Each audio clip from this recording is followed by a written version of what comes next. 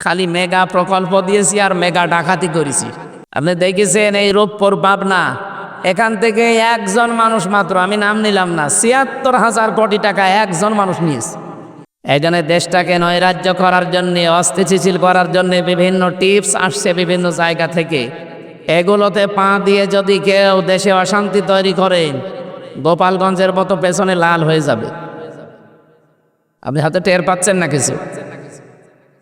একবার পিটিয়েছিল না গোপালগঞ্জে আর্মিরা, এমন পিটানো পিটিয়েছে পেছনে লাল হয়ে গেছে।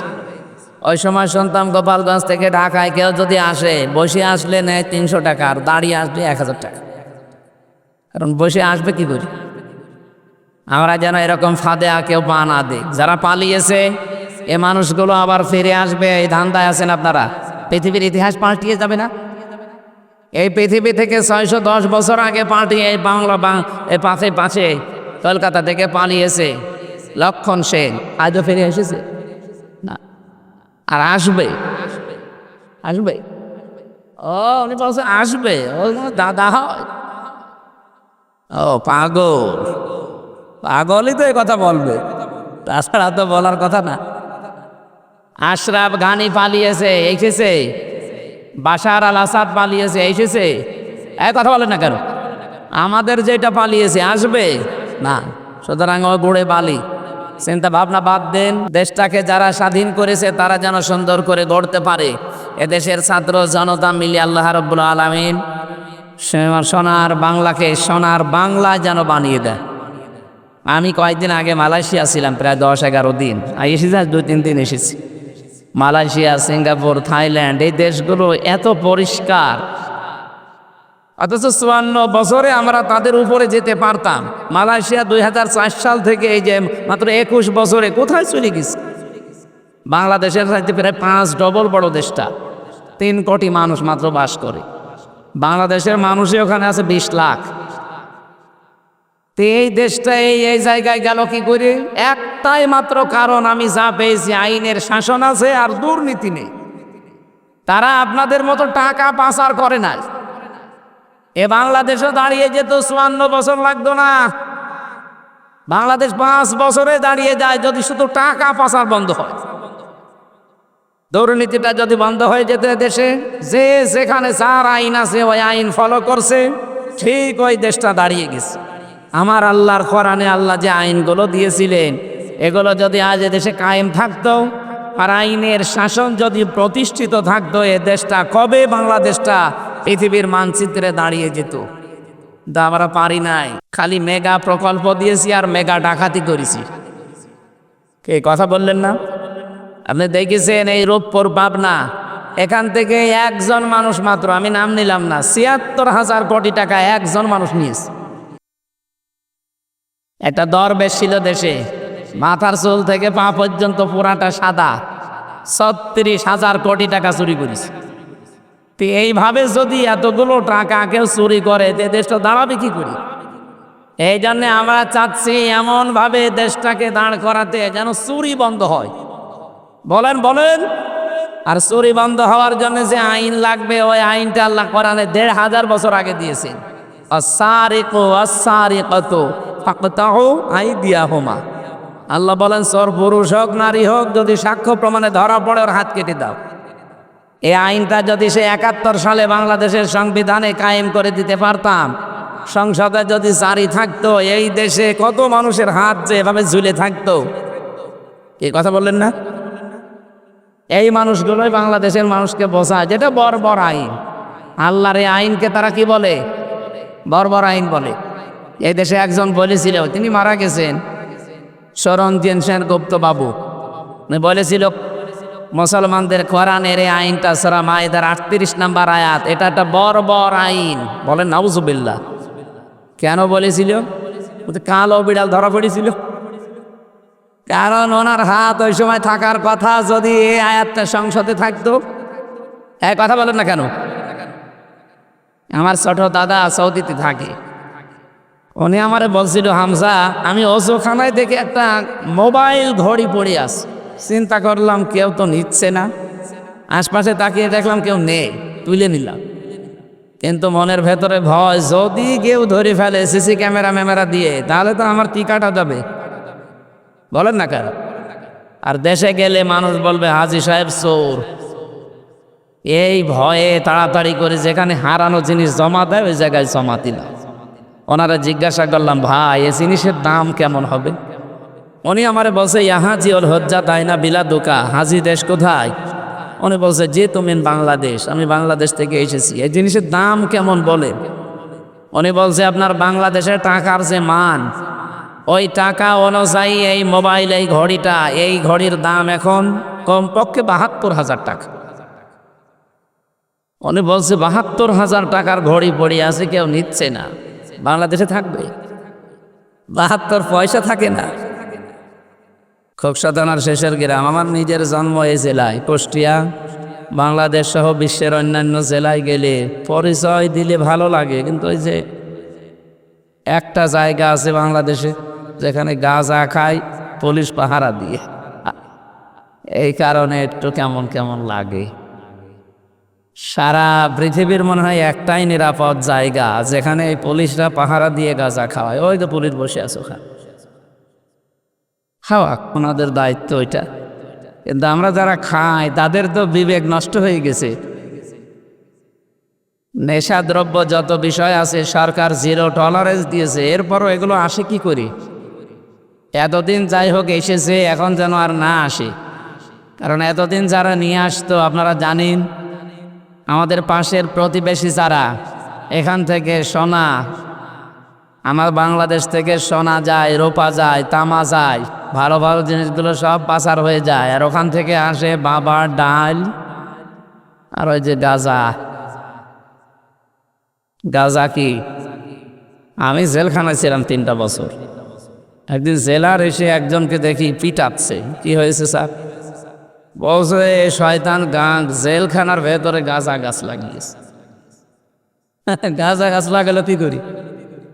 ওরে জিজ্ঞাসা করছে, যে গাঁজার গাছ লাগালি বেশ পেলি কোথায়? স্যার আমি কোর্টে গিয়েছিলাম, আমারও তো কিছু হিতাঙ্কাঙ্ক্ষে আছে। আসার সময় ওরা কিছু পোটলা দিয়েছিল, ওই যে পিছন ভ্যানে এভাবে ছুঁড়ে মারে, আমি একটা ধরেছিলাম। তো এই একটা ধরার পরে দেখি ওর ভেতরে কিছু বিষ আছে। এখন জেলে ঢোকার সময় তো পরীক্ষা করে ঢোকায়, এমনকি মেশিনে তুলে দেয়, স্ক্যান করে। কি করা যায়? তখন মুখের ভেতরে নিয়েছে, মুখের ভেতরে দাঁতের ওই মাড়ির কোণে এমনভাবে রেখেছে মেশিনে ধরা পড়েনি।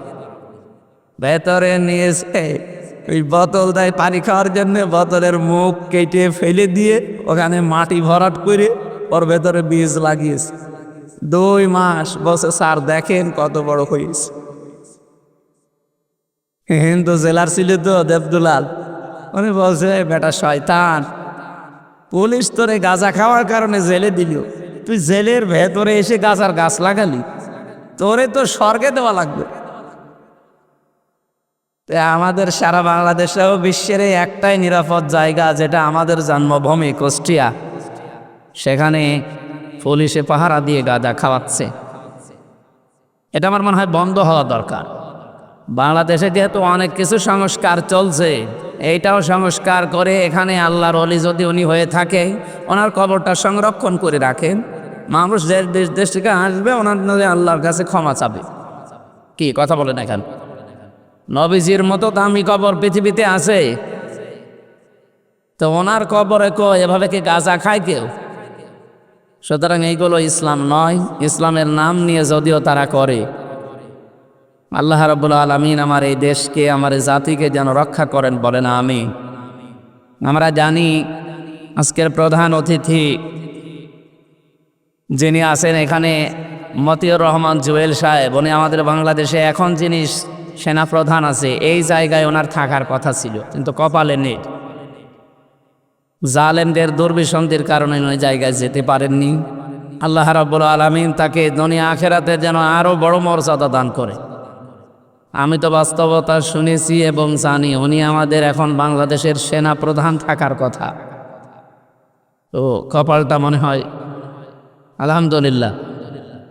মঞ্চে বসা যারা, বিশেষ করে আমার এই পরিচিত ভাই সাইদুল ইসলাম আসাদ, সাইদ ভাই সহ সামনে বসা মুসলমান ভাইরা, পর্দার আড়ালের সম্মানিতা মা এবং বোনেরা, আমি আসার সময় শুনছিলাম এলাকায় অমুসলিম বেশি, হিন্দু ভাইয়েরা আশপাশে অনেক গ্রামে আছে, তারা অন্য যারা এসেছেন অন্য ধর্মের তাদেরকে ওয়েলকাম জানাচ্ছি। কালকে আজকের এই অনুষ্ঠান শুধু মুসলমানদের জন্যে না, এটা মুসলমানদের জন্যে না, মানুষের জন্য।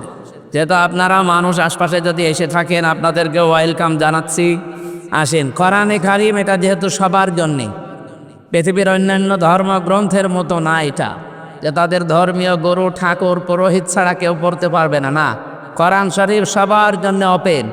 আপনি এর কাছে আসবেন, যদি মানুষের মন নিয়ে আসেন আল্লাহর কসম আপনাকে আল্লাহ হেদায়েত দিয়ে দেবে।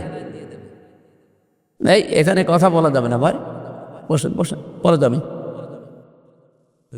মানুষ না, ঠিক আছে, যান যান যান, আপনার তো অনেক 3 ঘন্টা বসে আছে, একজন মারা গেছে, তারপরও ছেড়ে দিলাম, যান। সম্মানিত কুষ্টিয়াবাসী বা রাজবাড়িবাসী, আমরা 2 জেলার, যেহেতু বর্ডার 2 জেলার মানুষ এখানে আছি। আমরা কথা বলছিলাম সেদিন যশোরে এক কলেজের অধ্যাপক, বিসিএস ক্যাডার, ওনারে বললাম যে স্যার আপনি অন্য ধর্মের মানুষ, হিন্দু, আপনাকে আমি মুসলমান হতে বলছি না, আর আমাদের ধর্মে জোর জবরদস্তি বাড়াবাড়ি নেই। যদি এটা থাকতো আপনাকে আমরা পিটিয়ে মুসলমান বানিয়ে ফেলতাম, কারণ আমাদের দেশে 96% আমরা মুসলমান, আর অন্য জাতি আছে মাত্র 4%। আমরা যদি বাড়াবাড়ি করি, জবরদস্তি করি, কেউ এই দেশে অন্য ধর্মে থাকতে পারবে? পিটিয়ে মুসলমান বানিয়ে ফেলবো না? কিন্তু আমাদের ধর্মে ওইটা নেই, লা ইকরাহা ফিদ্দিন। আমাদের ধর্মে বাড়াবাড়ি আছে, জবরদস্তি আছে না, লা ইকরাহা ফিদ্দিন, লাকুম দীনুকুম ওয়ালিয়া দীন। আপনার ধর্ম আপনি পালন করেন, আমারটা আমি পালন করব, কিন্তু বাধা দেওয়া যাবে না। এই বাধা দেওয়ার সংস্কৃতি এতদিন ছিল, সামনে যদি এদেশে ইসলাম আসে, এই দেশে আর কোনো ধর্মের মানুষের অধিকার নিয়ে সিনিমিনি খেলা হবে না, খেলতে দেওয়া হবে না। আলাকাদ কাররামনা বানি আদম, আমি বনি আদম সন্তানকে সম্মান দিয়েছি। আল্লাহ কি বলেছেন যে আমি মুসলমানকে সম্মান দিয়েছি? এই জন্য অন্য ধর্মের যারা আছেন ভয় পাবেন না, চিন্তায়ও থাকবেন না। আপনারা এই মুসলিম দেশে আমানত আমাদের কাছে, আমরা যতটুকু নিরাপদ তার চাইতে 100 গুণ বেশি নিরাপদে থাকবেন আপনারা। এতদিন জুজুর ভয় দেখিয়েছিল, ওই ভয়টা এখন কেটে যাবে ইনশাআল্লাহ। গোবিন্দ পরামানিক কয়েকদিন আগে ঘোষণা দিয়েছে, আপনারা শুনেছেন, আপনাদের হিন্দু নেতা, উনি জানিয়েছে এই দেশে যদি ইসলাম আসে আমরা সবচাইতে বেশি নিরাপদে থাকতে পারবো।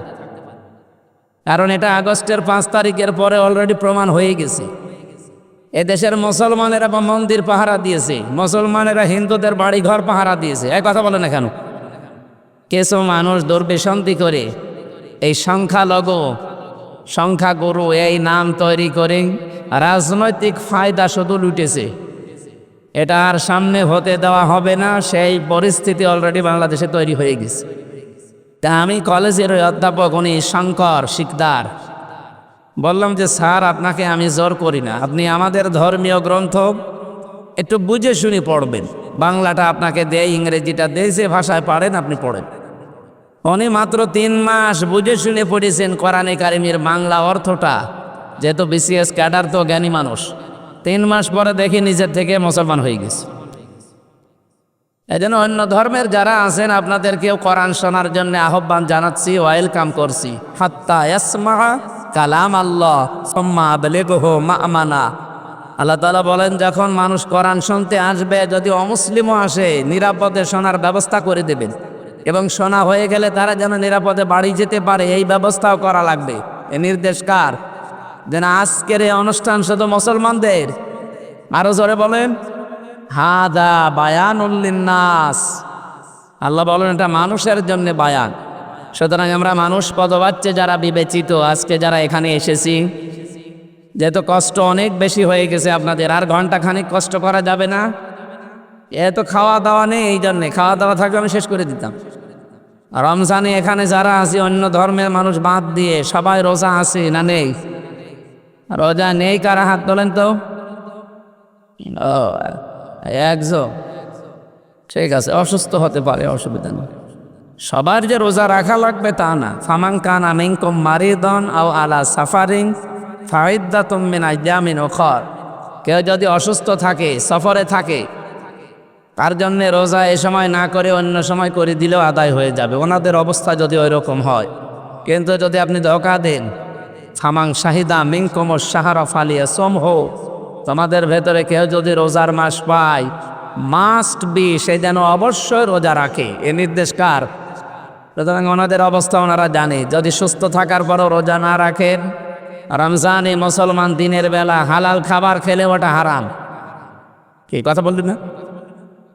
আপনারা যদি এই অবস্থা থাকেন, সামনে 11 মাস বাকি আছে, যে কোনো সময় 30টা রোজা আপনাকে করা লাগবে। রোজা কোনো মাফ, নামাজ মাফ না আছে?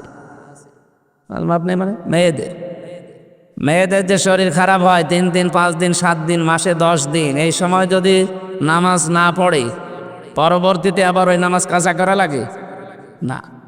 ওদের নামাজ জীবনের মতো ওই 10 দিন মাফ। কিন্তু রোজা এটা যদি এই 3 দিন 5 দিন 7 দিন করতে না পারেন, আপনার জন্য কিন্তু মাফ নেই।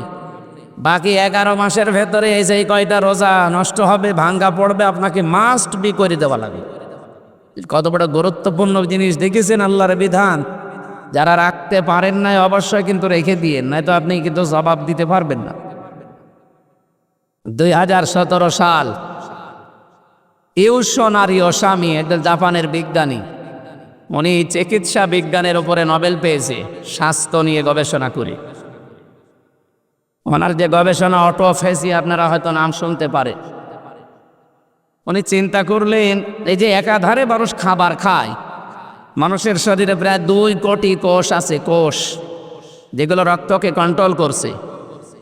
প্রায় 5.5 কেজি রক্ত আমাদের শরীরে প্রবাহমান, 226 কিলোমিটার বেগে রক্তগুলো মাথা থেকে পা পর্যন্ত প্রবাহিত হচ্ছে।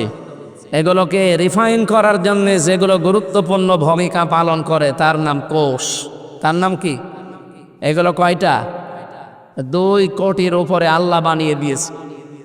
কিন্তু একাধারে মানুষ যখন খাবার খেতেই থাকে, তখন ওই কোষ পাশে আরো কিছু বৃদ্ধি হতে থাকে অতিরিক্ত। এই যে এখানে ফসল আপনারা লাগিয়েছে, এটা মনে হয় রসুন না পেঁয়াজ? এ পেঁয়াজ আসল যেটা, ওর পাশে আগাছা নেই? এ কথা বলছে না কেন? পেঁয়াজে আপনি সার দেন তাও হতে চায় না, আরো আগাছা যত কাটেন আরো বাড়ে। আগাছা ফরগাছার জ্বর বেশি না কম? ফসলের চাইতেও বেশি। তো এখন যেহেতু কোষগুলো আল্লাহর তৈরি করা, বাকি যেগুলো বৃদ্ধি হয় ওগুলোর জোর এত বেশি বেড়ে যায় যে আসল জিনিস নষ্ট হয়ে যায়। উনি চিন্তা করলেন, এই কোষগুলো তো ক্ষতিকারক। শরীরের ভেতরে রক্তে প্রায় 5 প্রকার ক্যান্সার হয় আর 2 প্রকার টিউমার হয়। এই অতিরিক্ত কোষগুলোর দ্বারা মানুষের ভেতরে এই 2টা ক্ষতির সম্ভাবনা সবচাইতে বেশি। একটা হচ্ছে হয় তার ক্যান্সার হবে রক্তে, অথবা টিউমার হবে। এই রোগ থেকে তো মানবতাকে বাঁচানো লাগবে, মানব জাতিকে। চিন্তা ভাবনা করে উনি এই অটোফেজি আবিষ্কার করেছিলেন। আমরা যেটাকে সিয়াম বা রোজা বলে ডাকি। উনি দিলেন যে 29 দিন থেকে 30 দিন যদি কেউ দিনের বেলায় 12 থেকে 14 ঘন্টা না খেয়ে থাকতে পারে, আল্লাহর তৈরি করায় আসল কোষগুলো তখন ক্ষুধার্ত হয়ে যায়, তখন খাবার পায় না। ওই আশপাশে অতিরিক্ত বৃদ্ধি হওয়া কোষগুলো তখন খেতে আরম্ভ করে। 29-30 দিনে খেতে খেতে আপনাকে একেবারে সাবাড় করে সুস্থ করে দেয়। তখন ক্যান্সার এবং টিউমার থেকে আপনি বাঁচতে পারে। চিন্তা করেন এই তথ্যটা ধর্মীয় কোনো গ্রন্থে আছে কিনা দেখি। 257টা রাষ্ট্র আছে পৃথিবীতে, 4500 ধর্মের লোক আছে দুনিয়ায়। যে যে ধর্ম পালন করে প্রত্যেক ধর্মে আলাদা আলাদা ধর্মগ্রন্থ আছে। আমরা যেমন মুসলিম, আমাদের ধর্মীয় গ্রন্থের নাম কি? বলেন বলেন। এরকম নাম করা 27টা ধর্মীয় গ্রন্থ এক জায়গায় করে মিলিয়েছেন, দেখি এই তথ্য পাওয়া যায় কিনা।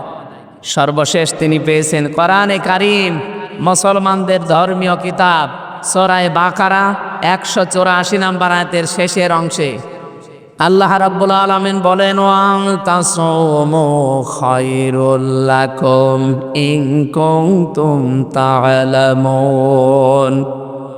তোমরা যদি রোজা রাখতে পারো, সিয়াম সাধনা আসতে পারো, তাহলে তোমাদের জন্য ভালো হবে, উপকার হবে।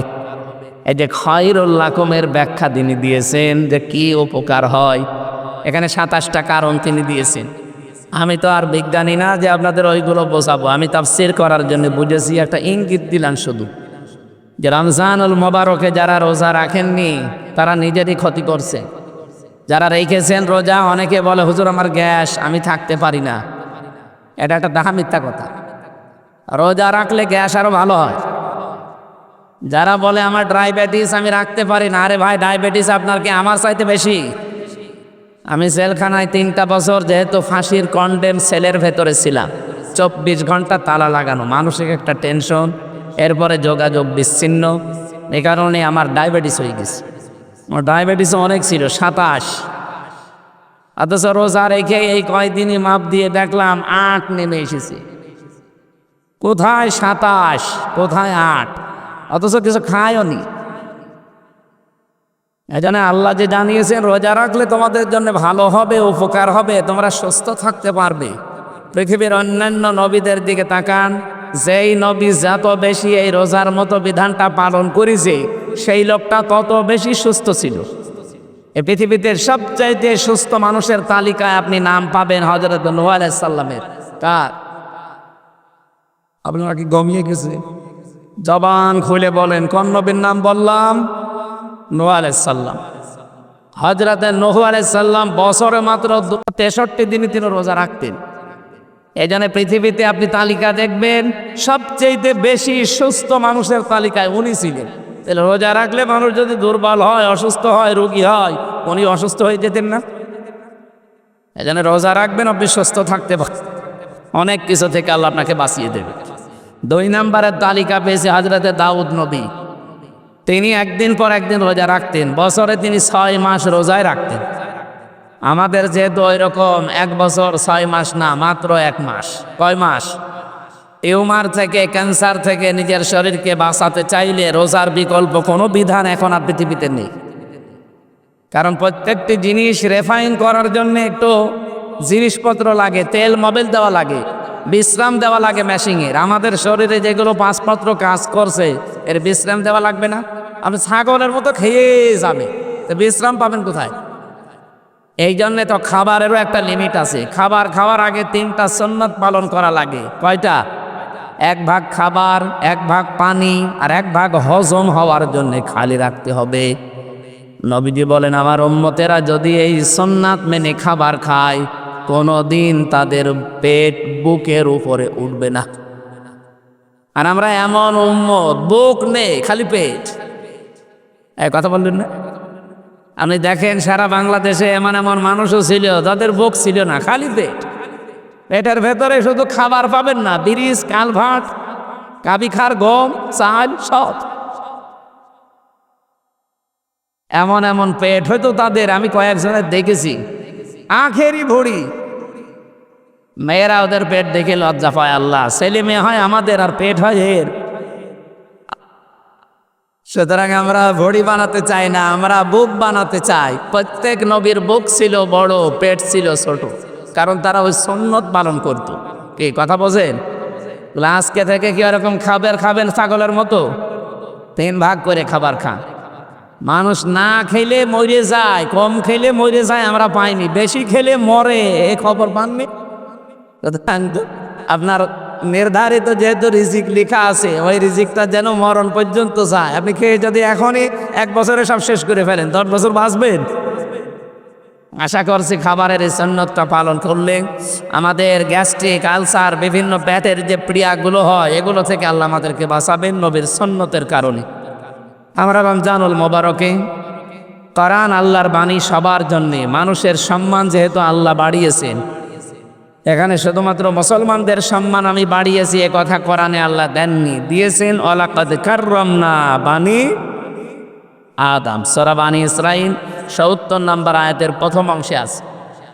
আল্লাহ রাব্বুল আলামিন বলেন, এই পৃথিবীতে যত সৃষ্টি আমার আছে, সব চাইতে সম্মান দিয়েছি আমি মানুষদেরকে। এই জন্য যে ধর্মের লোক আপনি হন না কেন, আপনি যেহেতু মানুষ, আপনাকে আমরা সম্মান করি বা করব। কি?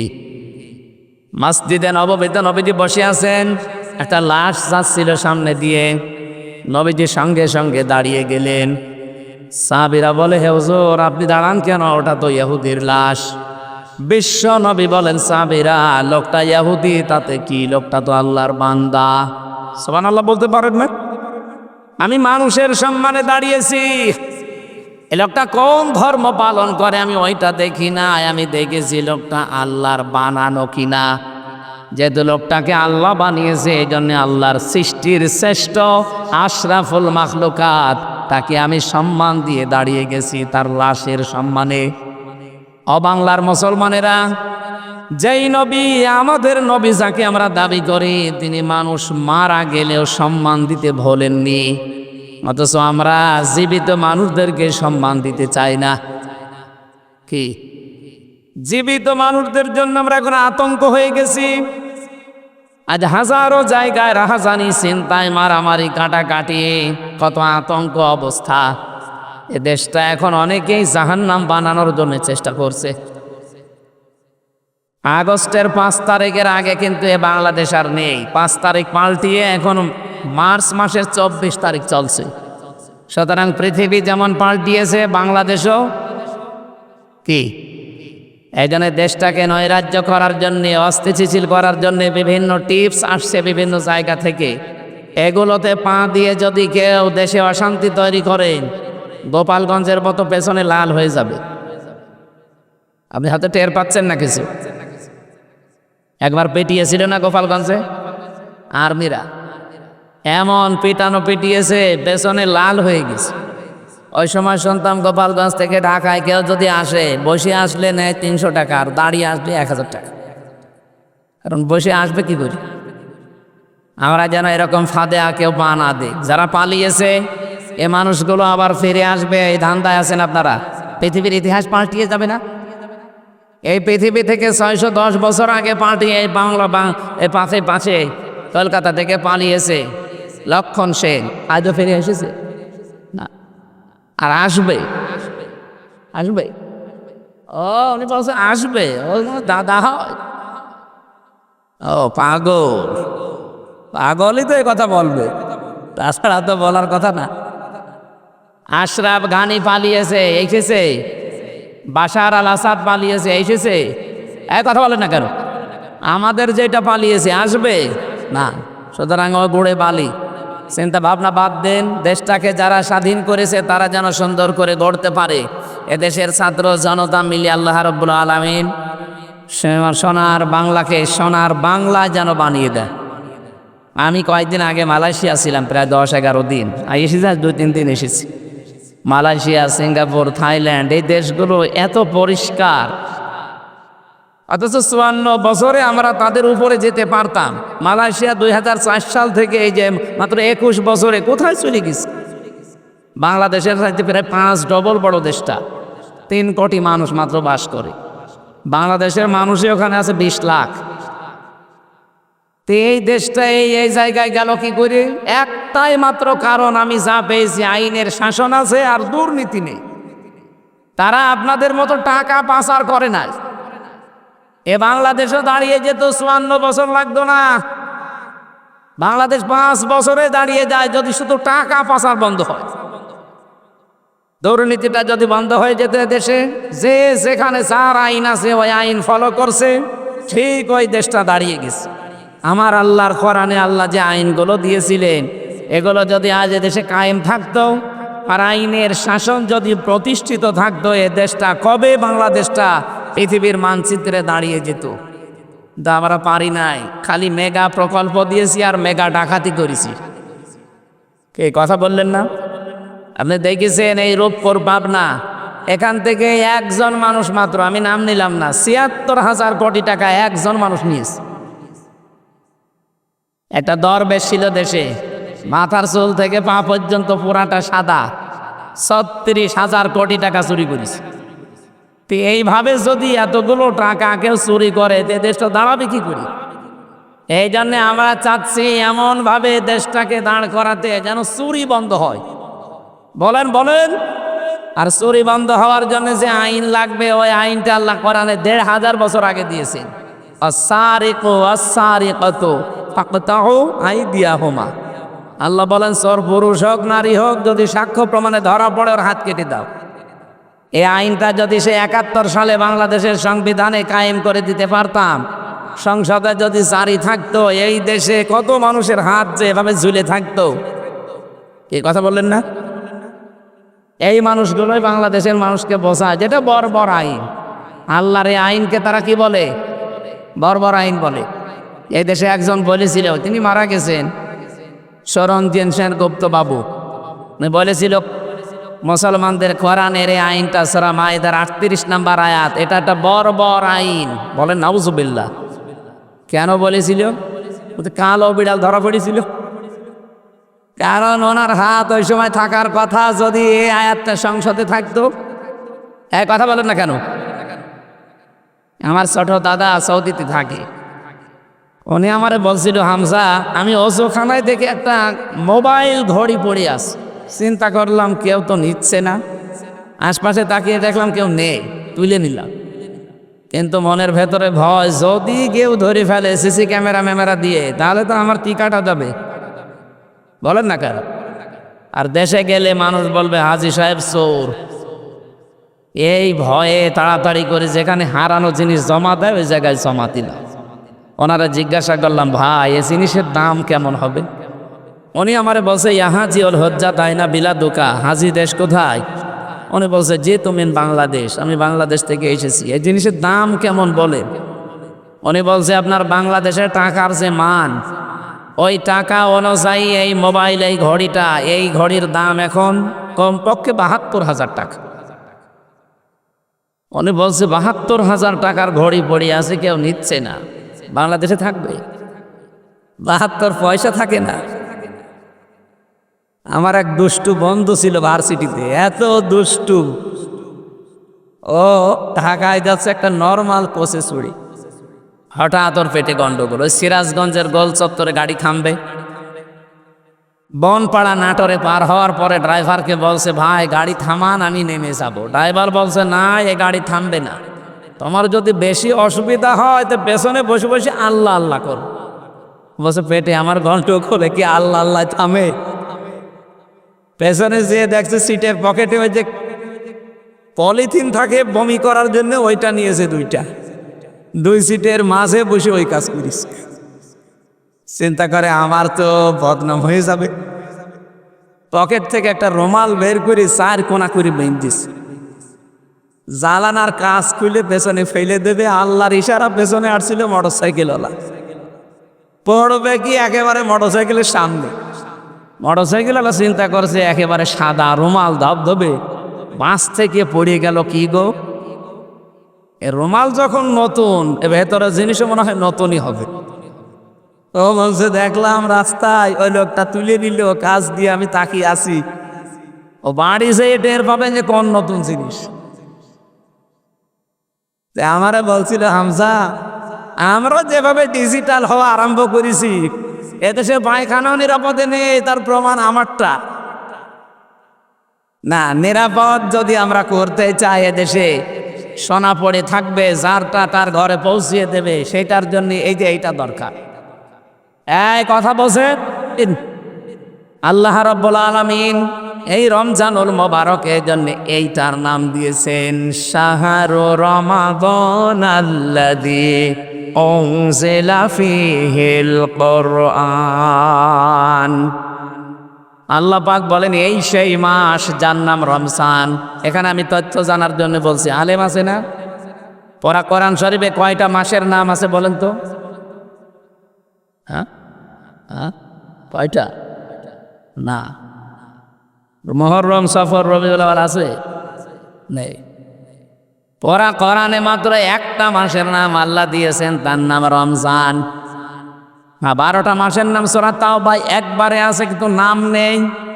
ইন্না ইদ্দাতাশ শুহুরি ইনদাল্লাহি 12 শাহরান ফি কিতাবিল্লাহ।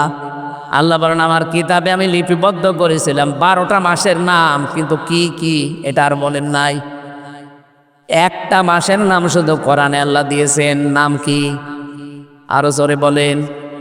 রমজান শব্দের শাব্দিক অর্থ হচ্ছে জ্বালিয়ে দেওয়া, পুড়িয়ে দেওয়া, শেষ করা, মিটিয়ে ফেলা। প্রায় 33টা অর্থ আছে। রমজান অলরেডি এখন চলছে, কি জ্বালিয়ে দিতে এসেছে রমজান? হ্যাঁ, আমাদের অপরাধ, আমাদের পাপ, আমাদের গুনাহ, আমাদের অহংকার, আমাদের আমিত্ব। সুতরাং অহংকার যাদের আছে তাদের অহংকারে রমজানে যেন জেলে পুড়ে শেষ হয়ে যায়। কথা বলেন না কেন? রমজান আসার পরও যদি আপনি অহংকার থেকে মুক্ত হতে না পারেন, আপনি মরণের আগে আর সোজা হবেন না। আপনার ভেতরে আমিত্ব আছে, আমি কি হনু রে, হনুমান হয়ে গেছেন। এইটা আপনার ভেতর থেকে রমজান আসার পরও যদি দূর না হয়, আপনি বিশ্বাস করে নিতে পারেন যে আপনি মরণের আগে আর সোজা হবেন না। আপনার ভেতরে শয়তানি যে কাজ কারবারগুলো উকি মারে, শয়তান তো এখন বাধা আছে, এরপরও আপনার দ্বারা শয়তানের কাজ কারবার হয়। শয়তানের কাজ কি? শয়তানের এক নাম্বার কাজ হচ্ছে দুনিয়াতে শয়তান অপচয় করে বেশি। কি করে? আরো জোরে বলেন। আপনার জীবনে অপচয় আছে? এই যে বিড়ি খাওয়া, এটা অপচয় না? কোন লাভ আছে বিড়ি খেলে আপনি বলেন তো? অনেকে বলে হয়তো টেনশন। আরে শয়তান, বিড়ি খেলে আরো টেনশন বাড়ে। কারণ আপনার একটাই খাবার দুনিয়াতে আছে যার গায়ে লেখা থাকে আমাকে খাবেন না। তার নাম কি? আমাকে খেলে কি হয়? তারপরও মানুষ খায়। বিস্কিটের নামে যদি লেখা থাকে শরীরের ওপরে, গায়ের ওপরে, প্যাকেটের ওপরে যে আমাকে খাবেন না, খেলেই ক্যান্সার হবে, কেউ কিনবে? বিস্কুট কিনতে রাজি না, কোনো খাদ্যদ্রব্য কিনতে মানুষ রাজি না যদি লেখা থাকে যে আমাকে খেলেই ক্যান্সার হবে। শুধু একটা খাবার কিনি, কি? এই এলাকায় বিড়ি খায় কি আমি জানি না, যদি খান ছেড়ে দিন। এটার দ্বারা কি লাভ আছে আপনার? আরো ক্ষতি। একদিকে নিজের আসল টাকা আপনি আগুন দিয়ে পুড়িয়ে ছাই করে দিলেন। কথা বলেন না কেন? টেনশন দূর করার জন্য বিড়ি খান, টেনশন আরো বাড়ে, আপনার কলিজা নষ্ট হয়ে যাচ্ছে। যদি একবার ক্যান্সার শরীরে বাসা বাঁধে, 14 বংশ বিক্রি করে একটা ঔষধের পয়সা হবে না। সুতরাং এই মহামারী এবং ভয়ঙ্কর এই মারাত্মক রাস্তায় যেন আমরা কেউ পা না দেয়। যারা খান আজকে থেকে আল্লাহকে ভয় করে ছেড়ে দেবেন। কারা কারা ছেড়ে দেবেন হাত তোলেন তো। এই একজন বিড়ি খায়, ঠিক আছে। এই এলাকা তো অনেক ভালো দেখছি, হিন্দু হলেও ভালো আছে। আমার ভাইরা, শয়তানের এক নম্বর কাজ আমরা বলছিলাম অপচয় করা। ইন্নাল মুবাদ্দিরিনা কানু ইখওয়ানাশ শায়াতিন। অবশ্যই যারা অপচয় করে এরা আর মানুষ থাকে না, এরা শয়তানের ভাই হয়ে যায়। বলেন নাউজুবিল্লাহ। ও কুষ্টিয়া রাজবাড়িবাসী, ভালো করে শোনেন। পৃথিবীতে যত গুনাহ আছে, যত অপরাধ আছে, সে জেনার মতো গুনাহ হোক, মানুষ হত্যা করার মতো অপরাধ হোক, কিন্তু আল্লাহ কোনো অপরাধীকে বলেন নাই শয়তানের ভাই। শুধু একটা অপরাধীকে আল্লাহ বলেছেন শয়তানের ভাই, সেটা হচ্ছে যারা, বলেন বলেন, আরো জোরে বলেন। এই যে কত যুবক মানুষ আছে তারা অপচয় করে চোখের। চোখের অপচয় কি? এই যে মোবাইলে, কম্পিউটারে, ল্যাপটপে এমন এমন দৃশ্য দেখে যেটা চোখের অপচয়। না, এরকম দৃশ্য এলাকায় হয় না? কত মানুষ নিজের যৌবনকে নষ্ট করে ফেলছে এই সমস্ত উল্টা পাল্টা সিরিয়াল দেখে। সুতরাং আজকে থেকে অপচয় রোধ করা লাগবে। এক কথা বলছেন, যেটা নিজের সামনাসামনি মানুষ দেখলে আপনি লজ্জা পান আর নিজে নিজে দেখলে আনন্দ পান, এইটা থেকে বিরত থাকা লাগবে। এই মোবাইলে মানুষের এমন এমন দৃশ্য তৈরি করা আছে যেটা নিজে দেখলে আনন্দ পায় আর অন্য দেখলে লজ্জা পায়, শরম পায়। এমন দৃশ্য মোবাইলে নেই? যার আছে এখনই ডিলিট করেন, নাই তো আমি কিন্তু একজনের মোবাইল চাইবো। নেন, করেন করেন, তাড়াতাড়ি এক্ষণে ডিলিট করা লাগবে। যেটা নিজে দেখলে আনন্দ পান, ভালো লাগে, অন্য দেখলে লজ্জা লাগে, এইটাই হারাম। এক্ষণে এটা ডিলিট করেন আল্লাহর ভয়ে। দেখেন তো কেউ ডিলিট করছে কিনা। এমন একজনের মোবাইল এখান থেকে আমি চাবো না, লজ্জায় পড়ে যাবেন, তাড়াতাড়ি করেন। আমার এর ভেতরে বিশ্ববিদ্যালয়ের স্যারদের প্রায় 1000 লেকচার আছে। আমার স্যারদের লেকচার ছাড়া এখানে আর কিছু নেই। আর আপনার মোবাইলে তো শুধু কিরণমালা আর কটকটি। আশা করছি এটা ছেড়ে দেবেন ভাই। রমজান এসে যদি আপনি এই অপচয়গুলো বন্ধ করতে না পারেন তা আপনি আবার কবে ভালো হবেন? আপনার কি গ্যারান্টি আছে যে কি একেবারে সেই 41 সাল পর্যন্ত আপনি বেঁচে থাকবেন? অনেকে তো এই ধারণা ছিল যে আমি যাই করি বেঁচে থাকবো, মনে আছে আজরাইলের সাথে কন্ট্যাক্ট নিয়েছে। তাছাড়া এই গ্যারান্টি সে দেয় কি করে যে আমার ভীষণ মিশন 41 সাল? 1 সেকেন্ডের যেখানে আমাদের গ্যারান্টি নেই, মানুষ দেয় কত সাল? আপনি কি কিছু বুঝলেন নাকি আন্দাজে? ঠিক আছে, অপচয় বন্ধ করা লাগবে। শরীরের অপচয়, সময়ের অপচয়, মন মানসিকতার অপচয় হচ্ছে আমাদের অপচয়। যেখানে এ কাজটা মানুষের না, কার? শয়তানের। বলেন কার? 2 নম্বরে শয়তানের কাজ হচ্ছে অশ্লীলতা তৈরি করা। জান্নাত থেকে আদম আর হাওয়াকে শয়তান বের করে দেবে, উদ্দেশ্য শয়তানের ছিল না। শয়তানের প্রথম উদ্দেশ্য ছিল আদম আর হাওয়াকে উলঙ্গ করবে, তাদের লজ্জা স্থান দেখবে। বলেন নাউজুবিল্লাহ। সুতরাং আজও যারা যৌনতা ছড়াতে ভালোবাসেন, নিজের গোপন অঙ্গগুলো মানুষকে দেখে আনন্দ পান, ভালো লাগে, আপনার শান্তি লাগে, আপনি বুঝবেন আপনি আর মানুষ নেই, আপনাকে শয়তান দখল করে ফেলেছে। আজকের জোয়েল সাহেব যদি বাড়িতে যে সালাম দেন, ওনার স্ত্রী বের হয়ে বলছে শোরের বাচ্চা, ওনার রাগ হবে না? জ্ঞানী মানুষ হলে রাগ করার কথা না। চিন্তা করবে আমার শিক্ষিতা বউ, একটা ধার্মিক মেয়ে, ভালো বংশের মেয়ে আমি বিয়ে করলাম, কোনোদিন আমার মুখের ওপরে চোখ তুলে কথা বলে না বউ, আর আজকে আমি ভালো বুঝে সালাম দিলাম, আমার গালি দেয়, তাও খারাপ গালি, শুকুরের বাচ্চা বলে। অবশ্যই আমার বউরে জিনি ধরেছে। কিসে ধরেছে? কারণ স্বাভাবিক নেই। স্বাভাবিক থাকলে তো মুখের ওপরে চোখ তুলে কথা বলা সম্ভব না, আর গালি দেয়। আপনি রমজান পেয়েছেন, কোরআন পেয়েছেন, অশ্লীলতা যদি ছাড়তে না পারেন, আপনি বিশ্বাস করেন আপনি কিন্তু আর মানুষ নেই। শয়তান আপনাকে দখল করে নিয়েছে, এখন আপনি নিজেই শয়তান হয়ে গেছেন। কারণ শয়তানের কাজ অশ্লীলতা ছড়ানো, যৌনতা ছড়ানো। এক কথা বলেন না কেন? যারা নিজের বউ, মেয়ে, বেটার বউ, বোন, মা, এদের সুন্দরী চেহারাকে মানুষকে দেখিয়ে শান্তি পান, আপনি সত্যি বিশ্বাস করেন আপনি দাজ্জুস, আপনি শয়তান। একটু সুন্দর হলে আরো সুন্দর করে সাজায়, বিউটি পার্লারে নিয়ে সাজিয়ে মোটরসাইকেলে নিয়ে যায় খোকসায়, মানুষকে দেখায় যে জিনিস আমার আছে। তো জিনিস আপনার আছে, আমি কি করব? বলেন, আপনার জিনিস আপনি দেখবেন। এই কথা বলেন না কেন? এই কাজ বন্ধ হওয়া লাগবে ভাই। রমজান এসেছে আমাদেরকে সংযমী করার জন্য, পরিবর্তনের জন্য। এই সমস্ত পরিবর্তনগুলো যদি 11 মাস আপনি পরিবর্তনের সিস্টেম নিতে না পারে, তো রমজান এসেই যাবে, রমজান চলে যাবে, আপনার কিছুই হবে না। কি কিছু হবে না? হবে না। শয়তানের আরো কাজ আছে। শয়তান হচ্ছে অহংকারী। আমার যতটুকু ধারণা, যারা এই 2024 সালের 5 আগস্টে পালিয়ে গেছে, একটা মাত্র কারণ, তারা অহংকারী ছিল। এক কথা বলে টাকা, আপনি একটা জায়গা দেখান তো যেখানে তারা অহংকার করে নাই। ইউনিয়নের মেম্বার থেকে শুরু করে একেবারে সংসদের যিনি দায়িত্বে, প্রত্যেকটি জায়গায় দেখেন যে সেখানে ছিল সেখান থেকে তার ক্ষমতার অহংকার দেখিয়েছে। কেউ বসেছিল এলাকায়, কেউ বসেছিল একটা চেয়ার পেলেই মনে হচ্ছে চেয়ারের গরমে এসে, যে যখন চেয়ারে থাকে সে তখন গিয়ারে থাকে। এই যে আমি এখন চেয়ারে আছি না, আমিও গিয়ারে আছি। স্যার এখন চেয়ারে আছে না, উনিও গিয়ারে আছে। কিন্তু চেয়ারে যারা বসে তাদের স্মরণ করা দরকার, পৃথিবীর কোনো চেয়ার স্থায়ী না। কথা বলেন না কেন? যেখানে যে চেয়ারে বসেন না কেন, সঙ্গে সঙ্গে আগে মনে রাখবেন যে আমাকে এখান থেকে ওঠা লাগবে। আমি এই যে বসলাম, চেয়ার আমাকে কিন্তু কানে কানে বলেছে যে বেশি সময় না, মাত্র 1 ঘন্টা 1.5 ঘন্টা, এরপরে নেমে যাওয়া লাগবে। কি কথা বলেন না কেন?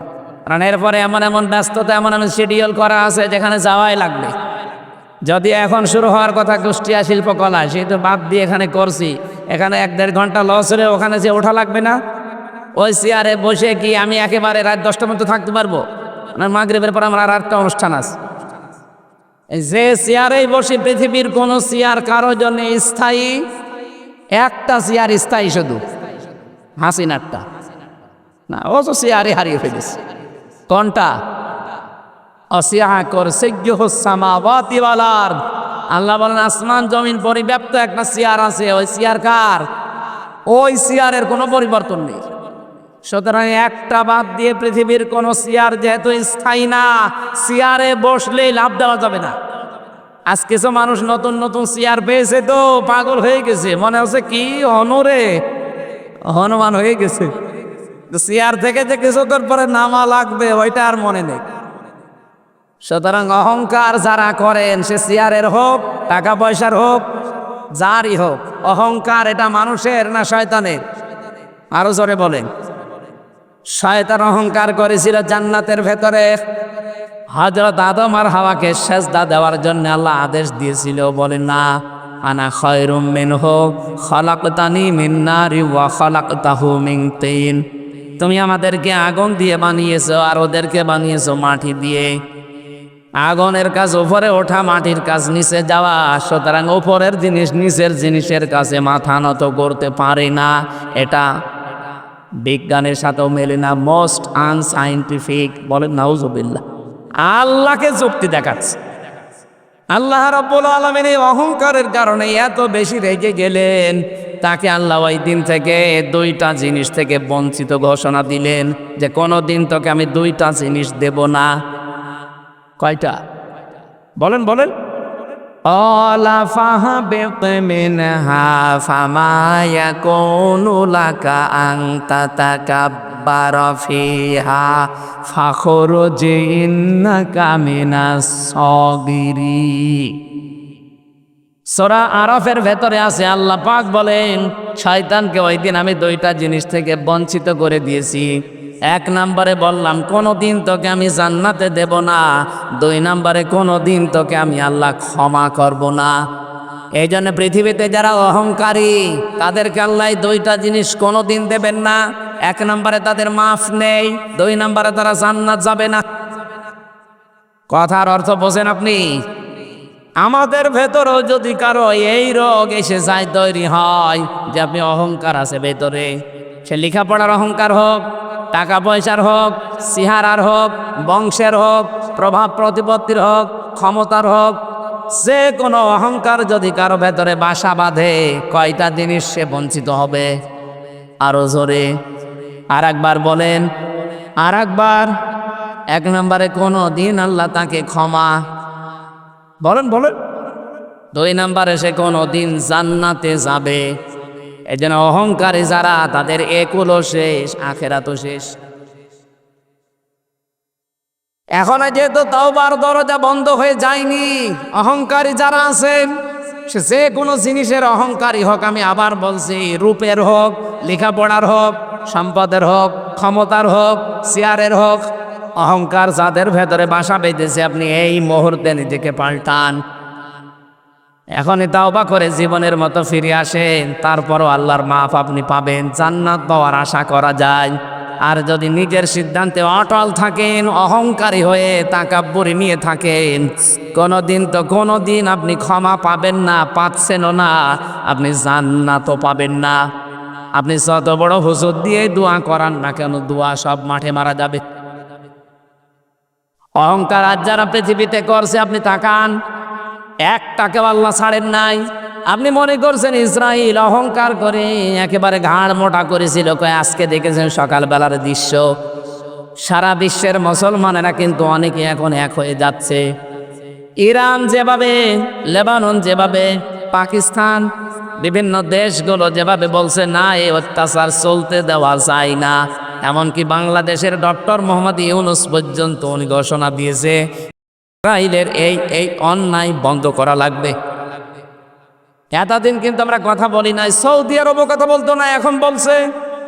কারণ পৃথিবীর মানচিত্র তারা পাল্টিয়ে ফেলেছে।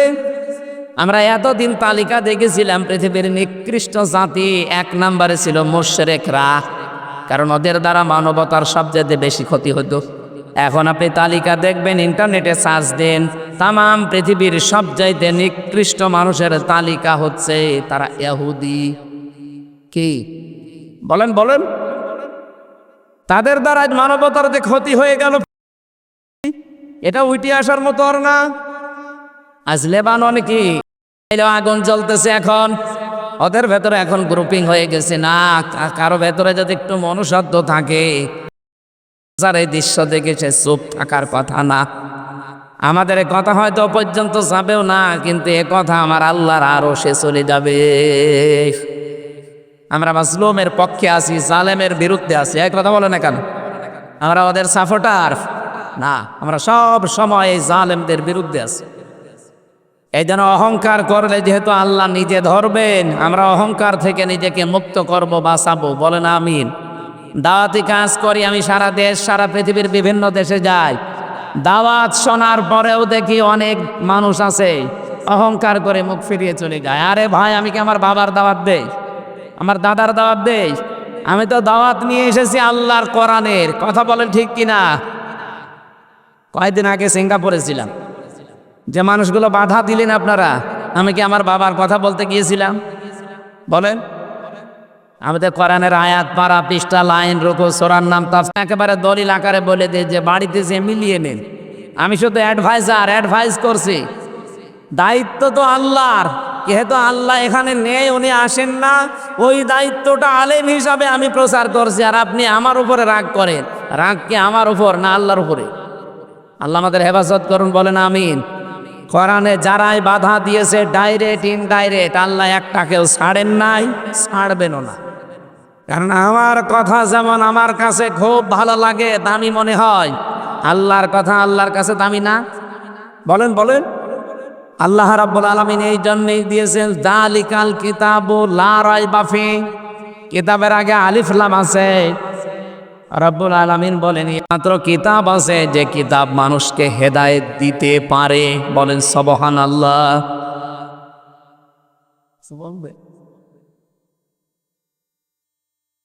রমজানুল মুবারকে যেহেতু কোরআন আল্লাহ নাসিল করেছেন নির্ভুল, নির্ভেজাল, অথেন্টিক, ভুল তো দূরের কথা, সন্দেহের অবকাশও আপনি পাবেন না।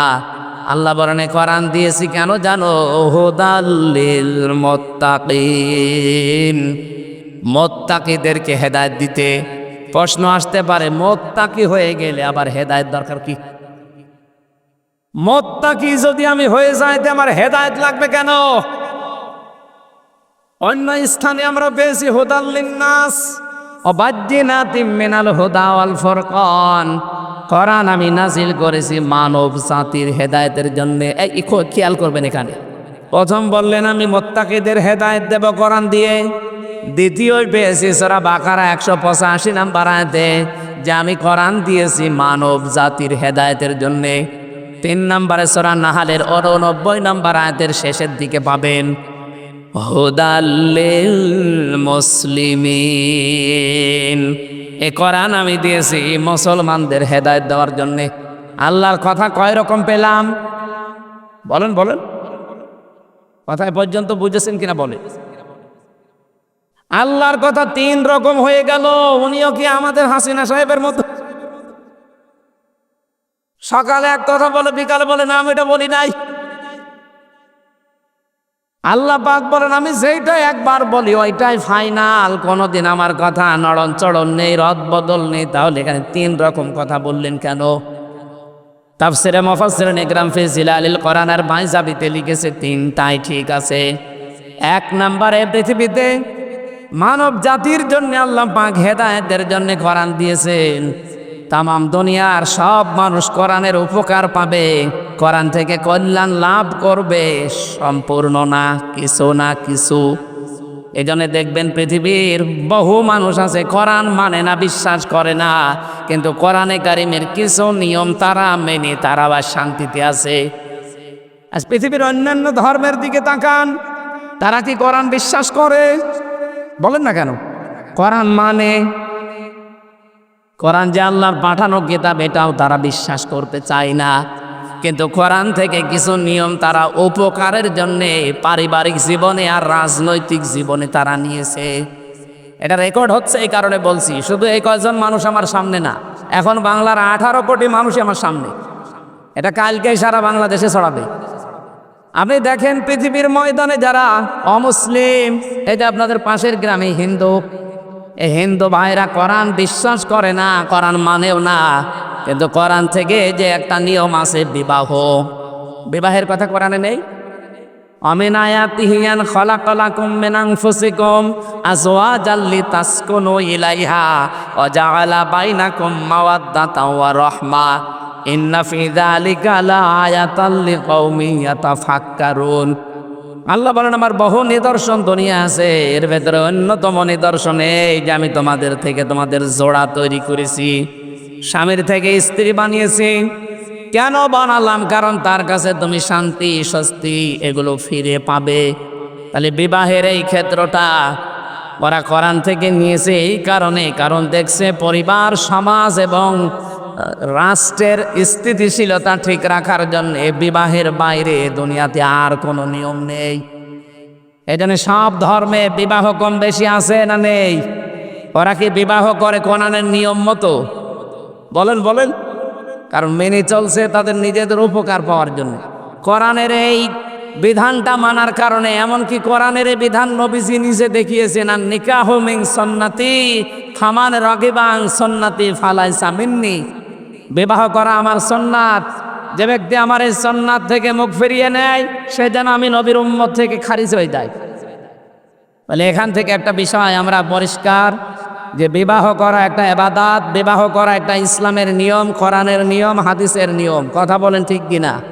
অন্যান্য ধর্মের মানুষেরা কোরআন বিশ্বাস করে না, কিন্তু এই নিয়মটা বিশ্বাস করে, মানে কারণ তাদের অস্তিত্বকে তাদের জাতিকে ঠিক রাখার জন্য এটা দরকার।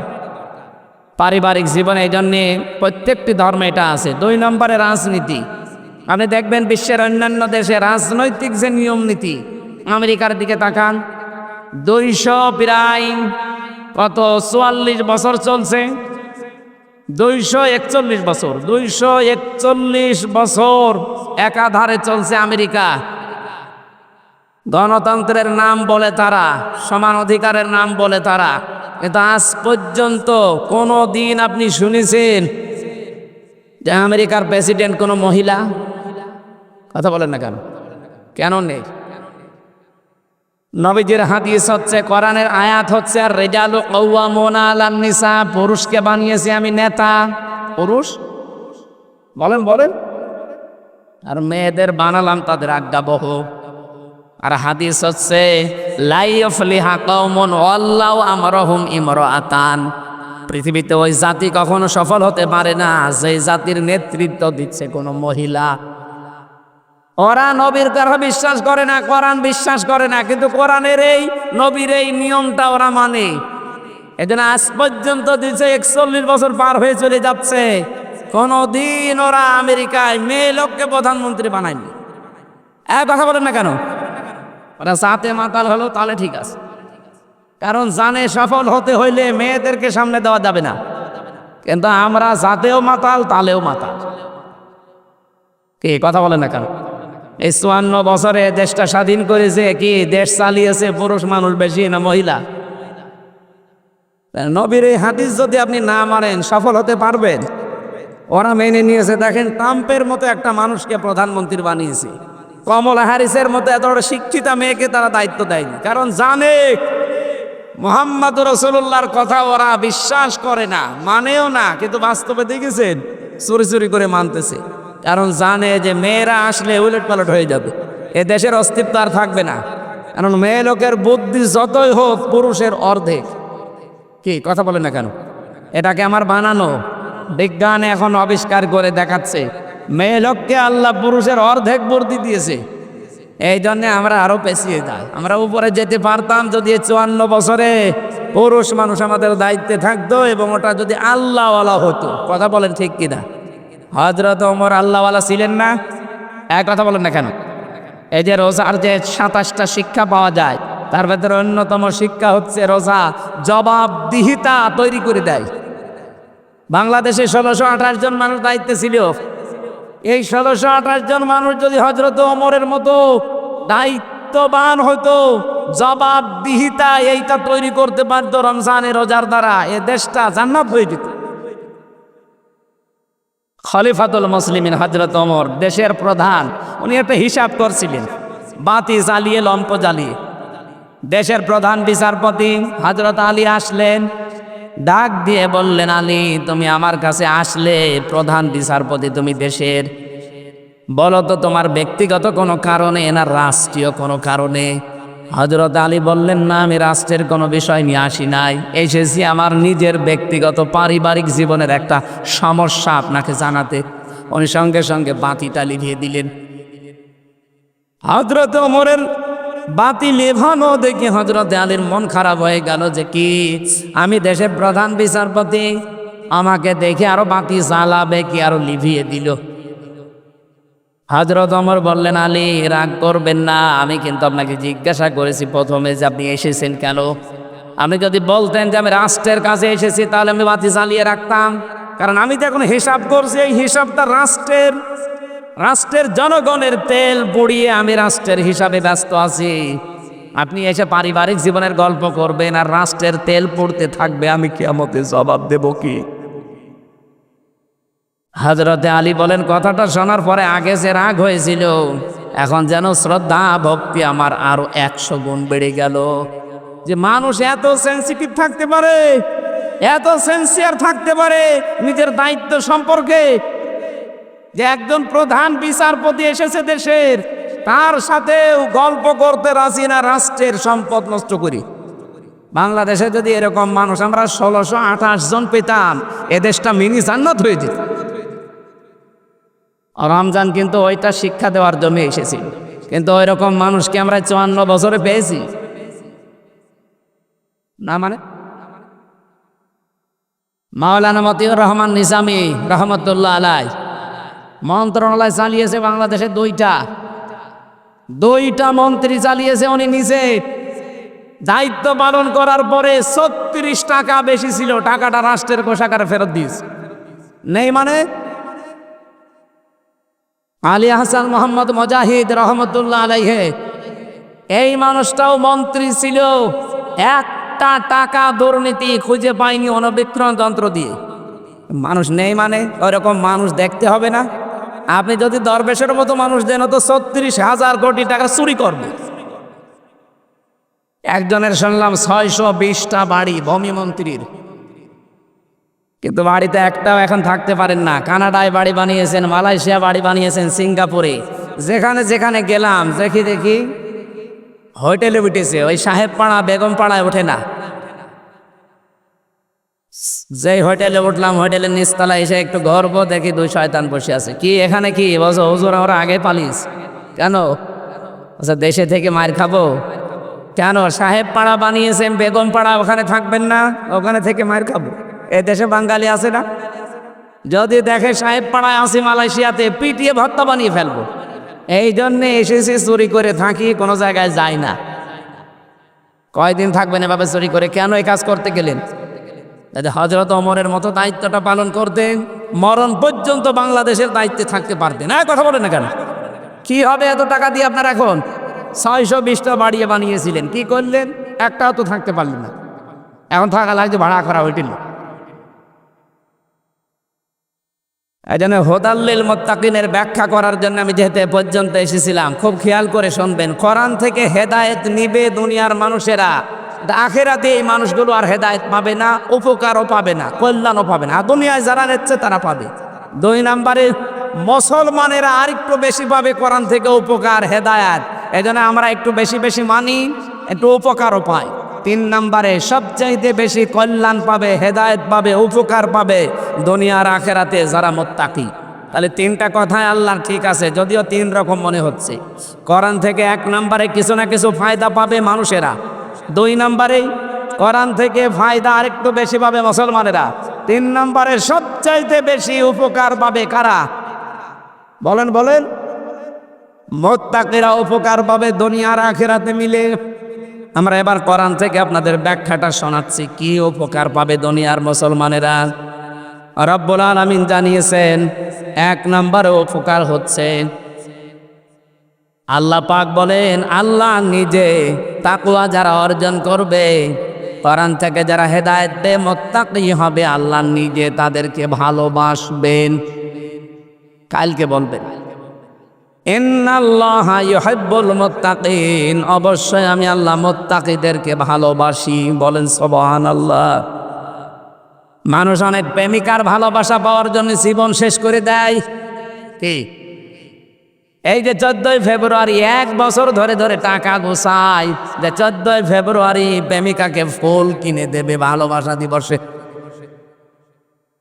এখানে যারা মুরব্বী তারা তো এসব বসবেন না, যুবক মানুষ টের পায়। কি আনন্দ আবেগ আগ্রহ নিয়ে ফুল কিনে নিয়ে দাঁড়িয়ে থাকে সকিনার জন্য। একটা মানুষের ভালোবাসা পাওয়ার জন্য যদি এত শ্রম দেওয়া লাগে, কষ্ট করা লাগে, আল্লাহ বলেন যদি মুত্তাকি হতে পারো আমি আল্লাহ নিজে তোমাদেরকে ভালোবাসবো। সুবহানাল্লাহ বলতে পারেন নাই? 2 নম্বরে আমি পেয়েছি সূরা বাকারা, ওয়া'লামু আন্নাল্লাহা মা'আল মুত্তাকিন। আল্লাহ পাক বলেন আমি নিজে মুত্তাকিদের সঙ্গে থাকবো। বলেন সুবহানাল্লাহ। শুধু ভালোবাসবো তা না, আমি নিজে তাদের সঙ্গী হয়ে যাব। 3 নম্বরে কোনো মানুষ যদি তাকওয়া অর্জন করে মুত্তাকি হতে পারে, যত রকমের চক্রান্ত আছে দুনিয়াতে তার বিরুদ্ধে, ওই চক্রান্তকে আল্লাহ নিজে নস্যাৎ করে দেবেন। বলেন সুবহানাল্লাহ। ইসলামে দেশে যারা অ্যাক্টিভভাবে মেনে চলে তাদের ওপরে যত ষড়যন্ত্রের খড়গহস্ত, যত রকমের দুর্বিসন্ধি হয়, চক্রান্ত হয়, সবগুলো থেকে তার নিজের বাঁচা সম্ভব না। বাঁচায় কে? বলেন বলেন। এই 15.5 বছরে ইসলামের অস্তিত্ব থাকার কথা ছিল না, যত রকমের ষড়যন্ত্র আরম্ভ হয়েছিল। বাঁচিয়ে রেখেছেন কে বলেন তো? 4 নম্বরে বেশি মুত্তাকি যারা হবে তাদের আমল আল্লাহ নিজেই কবুল করে নেবেন। ইন্নামা ইয়াতাকাব্বালুল্লাহু মিনাল মুত্তাকিন। সূরা মায়েদা 27 নম্বর আয়াতের শেষের দিকে আছে। আমি দলিলগুলো লম্বা করছি না, কারণ আমার ওই অনুষ্ঠানটা ধরা লাগবে। এখানে আমার 11টায় ওঠার কথা, সেখানে অনেক সময় হয়ে গেছে। 5 নম্বরে রিজিকের দরজা আল্লাহ খুলে দেবে। এটা সূরা আরাফের 96 নম্বর আয়াতের প্রথম অংশে আছে। 6 নম্বরে তাকে পেরেশানি থেকে আল্লাহ মুক্তি দান করবেন। সূরা তালাকের 2 নম্বর আয়াতে আছে।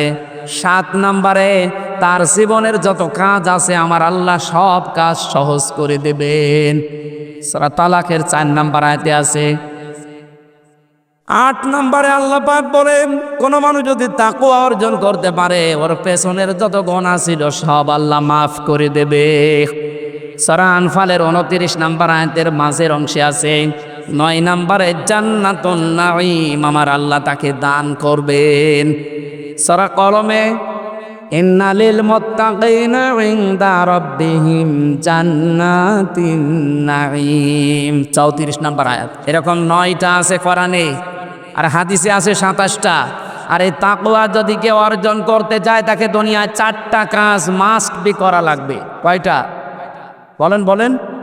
1 নম্বর আল খাউফু মিনাল জালিল, আল্লাহকে যেভাবে না দেখে বিশ্বাস করেন, না দেখে ওইভাবে ভয় করা লাগবে। 2 নম্বরে আল আমালু বিত্তানসিল, কোরআনের আমল দুনিয়ায় করা লাগবে। কিসের আমল? কোন বাবা কি করেছে, কোন দাদা কি করেছে ওই আমল না, কিসের আমল? কোরআনের। 4 নম্বরে 3 নম্বরে আল কিনায়াতু বিল কলিল, অল্পে তুষ্ট থাকার মন বানানো লাগবে। এইটা আমাদের নেই। যত আসে আরো বেশি চাই, যত আসে আরো বেশি চাই না। যতটুকু আল্লাহ আপনাকে দিয়েছে মনে করবেন এর চাইতে বেশি হলো আপনার ক্ষতি, এর চাইতে কম হলো আপনার ক্ষতি। সুতরাং অল্পে তুষ্ট থাকার এই মন তৈরি করা, এটা তাকওয়া মুত্তাকি মানুষদের 3 নম্বরে গুণ। 4 নম্বরে ওয়াল ইস্তিদালু লিয়াউমির রহি, আখিরাতের পুঁজি তৈরির জন্য সচেষ্ট হওয়া। এই যে 4টা এই কাজগুলো দুনিয়ায় যারা করবে, এই মানুষগুলোকে আমার আল্লাহ তাকওয়া দান করবে। তাকওয়া হলে লোকটা হবে মুত্তাকি। মুত্তাকির জন্য এই 9টা পুরস্কার দুনিয়ায়, আর আখিরাতে কয়টা? 27টা। বলেন কয়টা? যেহেতু আমরা সময় আর পাচ্ছি না, মাত্র 10 মিনিট আছে, আমার ওই অনুষ্ঠানটা ধরা লাগবে। আমি আজকের মতো শেষ করে দিচ্ছি। আগামী থেকে সময়টা মেনটেন করবেন। আজকে শুধু স্যারের কারণে আমি আর কিছু বলতে পারলাম না। আমি চলে যেতাম, 11টায় এসে চলে যেতাম। আপনারা খালি বললেন স্যার আসছে আসছে আসছে, 4টা ঘন্টা আমার কেটে গেল। আগামী থেকে আবার আসবো এই জেলা, এই যে পাশে খোকসা, ওই আবদুল্লাহ হুজুরের ওই জায়গার নাম কি, শিমলিয়া, আমলাবাড়ি। আবার শিমলিয়া একটা মাহফিল নিয়েছি শিমলিয়া, ওখানে আসবো ইনশাল্লাহ রাতের বেলা। রাত আমার যেখানেই মাহফিল পাবেন, রাত 8:30 থেকে 9টায় উঠবো, 10:30 11টায় মাহফিল শেষ করে দেবো। আমরা সাবজেক্ট আকারে কথা বলবো, বিভিন্ন জায়গায় দেখা হবে ইনশাল্লাহ। আল্লাহুম্মা আমিন। লা ইলাহা ইল্লা আনতা সুবহানাক ইন্নী কুনতু মিনাজ জালিমিন। আল্লাহুম্মা গফিরলি ওয়ারহামনি ওয়াহদিনি ওয়াফিনি ওয়ারযুকনি ইয়া রাব্বাল আলামিন। আল্লাহ তাআলা কোরআনে কারীমের অনুষ্ঠানে দিনের বেলায় রোজা রাখা অবস্থায় কোরআনের কিছু কথা আমরা শুনেছি, যতটুকুই শুনেছি বুঝে আমল করার তৌফিক দাও। মাহফিলের সম্মানিত সভাপতি খান সাহেবকে কবুল করো। প্রধান অতিথি আল্লাহ পাশের জেলা রাজবাড়ির সন্তান জোয়েল সাহেবকে মেহেরবানি করে মঞ্জুর করো। তার মা বাবাকে মাফ করে দাও, তার স্ত্রী পুত্র সন্তানাদি যেগুলো আছে কবুল করো। যত অতিথির নাম এখানে এসেছে প্রত্যেককে কোরআনের ইজ্জতে মঞ্জুর করে নাও। এই যে নবীর ঘর মাদ্রাসা যত প্রয়োজন আছে আল্লাহ তুমি সব হাওয়াজ পূরণ করে দাও। তোমার বান্দা হাফেজ মাওলানা ইঞ্জিনিয়ার মানুষ সাইদুল ইসলাম যে উদ্যোগ নিয়েছে এলাকার মানুষের দিল মনে দিকে ঝুঁকিয়ে দাও। কোরআনে কারিমের আলো হাদিসের আলো না থাকলে এলাকা অন্ধকারে ছেয়ে যাবে। আল্লাহ তুমি এলাকার মানুষকে এই বুঝ দাও। এখানে যারা লেখাপড়া করে এদের মেধা স্মৃতি খুলে দাও। সম্মানিত মা বোনেরা দেখলাম বিভিন্ন জায়গায় বসে আছে, আলাদাভাবে তাদের জন্য কিছু বলতে পারলাম না। তাদেরকে তুমি খাদিজার মতো আয়েশার মতো বানিয়ে দাও।